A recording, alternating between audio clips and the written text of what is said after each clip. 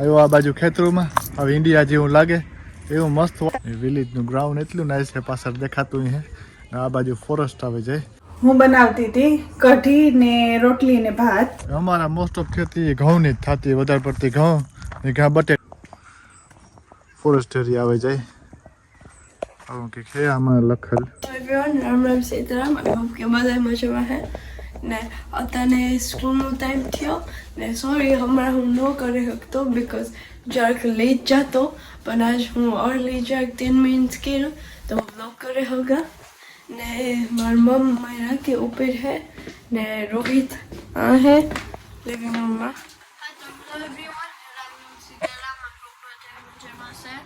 તો હા હે સ્કૂલમાં જવાનું છે ને વેન્સડે છે તો સ્કૂલ અર્લી એમ થાય. કે હા એવું હે ને આજ હા વેન્સડે હે ને not many weeks until summer holiday.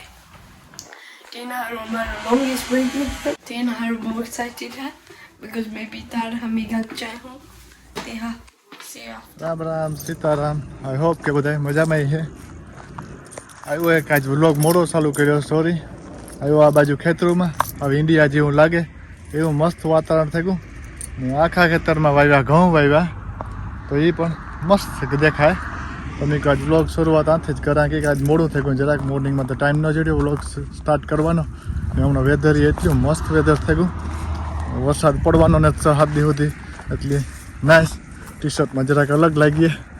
આ જો આ બાજુ છે ને એક ફાર્મમાં આવ્યો હતો તો એટલા ઘઉં મસ્તીના હે, થારી ફેરવે ન લે એવા મસ્ત છે ને. હે 30-35 વીઘામાં હે. કેમેરાનો એંગલ બદલાવા જોઈએ. આવા કે ઘઉં હે. એટલે આપણે આ ઘઉં ઇન્ડિયામાં પોપોટિયા કહીએ કે ન કહીએ, નાની નાની હાઈડના હે. હાઈડ એટલી ને તો બધા હરખા હરખા એક હરખા ઘઉં હે બધા. અમારા મોસ્ટ ઓફ ખેતી ઘઉંની જ થતી, વધારે પડતી ઘઉં ને ઘા બટેટા બે વસ્તુ થાય ને બીજી કાંઈ કે રાયડો તો વહેલો અટાણ પૂરો થવા આવે. એ વસ્તુ 3-4 વસ્તુ જ થાય, વધારે ન થાય. અને પાણી બાણીની કે કંઈ જરૂર ન હોય, કંઈક અઠવાડિયામાં 2 દી સુધી વરસાદ તો પડતો હોય એટલે પાણી કે કંઈ કાઢવાની જરૂર ન હોય. બસ વાવે જાય એટલે એનું કામ રેડી થઈ જાય. આ જમીન પાસે અઠવાડિયામાં ફૂંકાય એવી જાય. જુઓ ત્રડ્યું પડે જાય, 2-3 દી વરસાદ ન આવે ને તો ત્રડ્યું જેવી થઈ જાય. અમારે યુકેમાં જો આવા કંઈક ઘઉં થાય.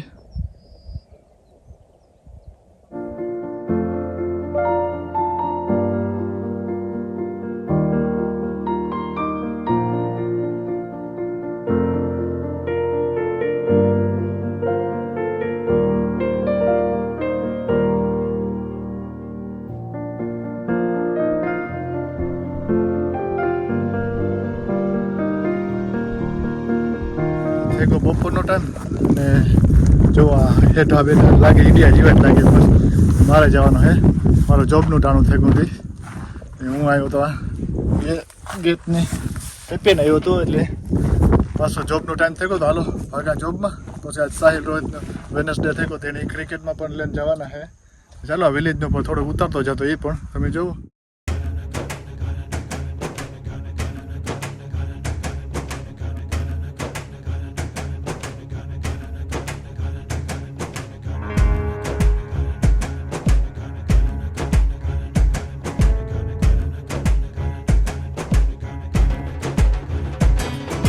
કરી નાખ્યું પૂરું. ફોન આવ્યો કે થોડુંક ફ્રૂટ ને મિલ્ક ને આ તેને લેવાનું હોય તો ફ્રૂટ ને બધું ત્યાં મોટું તો લઈ લીધું. થોડુંક મિલ્ક ને લેવાનું એ લેલા. પછી ભાગા ઘેર. હમણાં તરીકા હારા પડે ને આ એસીઓ હાલતી હોય ને તો મજા આવે, ઠંડુ લાગે, ઇન્ડિયા જેવું ફિલિંગ આવે. ચાલો તો પહેલાં ફટાફટ શોપિંગ લે પછી જાગે. વાગે ગયા 5 થઈ ગયા ત્યાં કે આવ્યા ગાંઠેક ના સ્કૂલેથી સાહિલ ને રોહિત ને વહેલું હોય આજ વેન્સડે ના, પણ વહેલા આવતા રહ્યા તે વારા ફરતા સાવર કર્યા ને બેયની ખાવા પીવાનું ને આપ્યું ને પાછું એનું હુણા પૈસે નીકળવાનું હતું તે જલ્દી એને રેડી કર્યા, કપડાં રેડી કર્યા ને ખાવાનું આપ્યું ને રામમાં આવે ને ફટાફટ સાવર કરે, થોડુંક ખાય ને ડેડી દીકરા બસ ત્રણની નીકળ્યા. ને આમાં બધું હજે મારે એની પડ્યું હવારનો કેમીન ગામ હોય હતી ઠામ પડ્યા હજે ને આમાં સિટિંગ રૂમમાં બધું એની મૂકે ગા હતી કે જરાક નીચે ઉપર ફેરવે નાખા, ઠામ કરે નાખા ને પરવારી જા ને પછી તો ડિનર અહીં બનાવવાનો ટાઈમ થઈ જશે તો ડિનર બનાવવા ને વેધર આજ બહુ જ ફાઇન રહ્યો આખો દી નાઈસ આવો કે રૂપારો ફાઇન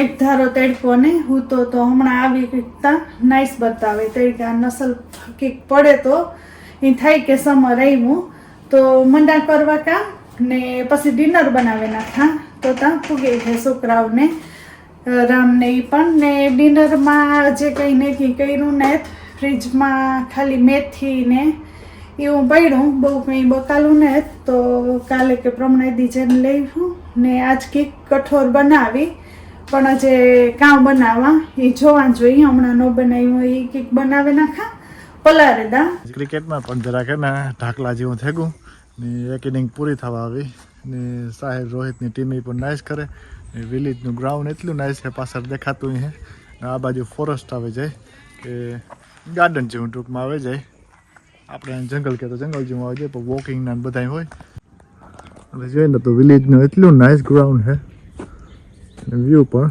એટલો નાઇસ આવે શોર્ટ યાર છોકરો નાઇસ રમે છે સાહેલ રોહિતની ફિલ્ડિંગ है આવું કે ગ્રાઉન્ડ है વેરી નાઇસ ગ્રાઉન્ડ है સાહેલ થોડે ઓલી બાજુ જાય ને ટીમ વેલ કરે એના 18 ઓવર્સમાં 69 રન જેવા થયા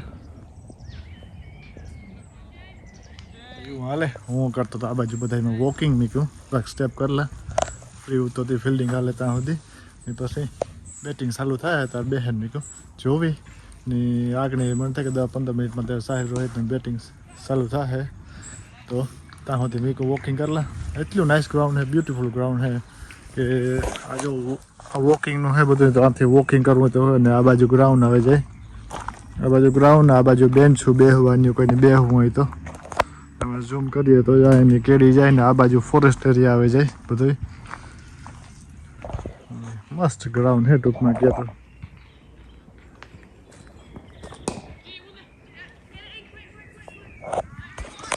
વેરી નાઇસ કહેવાય કે એ છોકરાઓની અંડર કેટલા અંડર 12-13 યર ઓલ્ડની એવું નાઇસ ગ્રાઉન્ડ જડતું હોય એટલું નાઇસ રમવાનું જડતું હોય તો આ ઇંગ્લેન્ડની સમરની મજા છે ક્રિકેટ રમતા હોય તો અને ગમે સ્પોર્ટ કરતા હોય ટૂંકમાં મારું તો કહેવાનું છે કે કંઈક ને કંઈક સ્પોર્ટ કરતું રહેવું જોઈએ ને આપણા સેલ્ફને બિઝી રાખવાનું કાયમીથી આવે નહીં પણ ગમે એ સ્પોર્ટ હોય તો કરવાનું હું કરા સ્પોર્ટ ફૂટબોલ કાં વોલીબોલ કરા ને ક્રિકેટ કરા પછી મેં સાહેબ રોહિતની સ્પોર્ટમાં જરાક ઇન્વોલ્વ કરા તો એની મજા આવે જરાક બહાર આવટ થાય આપણે બીજા હારે ભરીએ બધું એવું બધું ઇન્વોલ્વ થાય કે નવા કિડો યાર મીટઅપ થાય સાંભળીની ટીમ યાર મીટઅપ થાય આપણે કોઈ દી જોયા ન હોય એની ને અહીં કહેતા બધા કે સ્પોર્ટ બધા સારો આપણે હેલ્થ હાટું સારું એક્સરસાઇઝ હાટું સારું તો વીકમાં 3-4 દિવસ સ્પોર્ટ થાય તો કંઈક પણ કંઈક કરતું રહેવાનું મારે પાછળ દેખાય ને એ ગ્રાઉન્ડ છે ગ્રાઉન્ડમાં બહાર નીકળીએ ને તો એટલું વોકિંગ વે નાઇસ છે બનાવ્યું આ બાજુ બે કોરા જો બે કોરા બેન્ચો આપ્યું ને આ બાજુ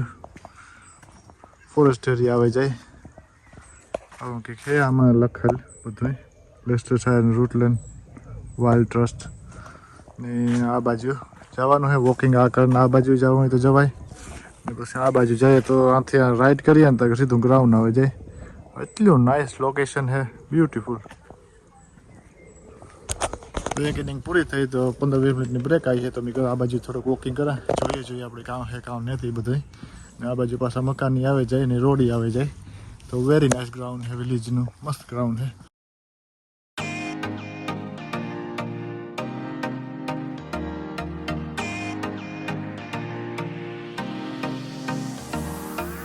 પડવા આવી હેંજ ને હું બનાવતી હતી ડિનર તો ડિનરમાં પછી કઠોળનું કર્યું આરો ને બને જો મેથી ને નાઈસ છે બધું તે સાહ બનાવી ને ભાત આ બાજુ પલાળવા હું બનાવતી હતી કઢી ને રોટલી ને ભાત તો મેં કીધું એ બનાવી નાખા પછી થયું કે કઢી હમણાં બનાવીને ને કઠોળ તો એક દી બનાવ્યું હતું તો યાદ આવ્યું ને દહીં પણ ટોપડી ભરી હતી હેંજી મેળવું હતું તે તો બનાવી નાખા એ કઢીનો વઘાર કરી નાખા ભાત તો એ પલાળવા મૂકી દીધા તે એ થઈ જાય તો પછી થોડી રોટલી લોટ બાંધીને મૂકી દા તે વાહવાય રોટલી કરી નાખા તે થઈ જાય તે હાલો બનાવવા માંડા ડિનરે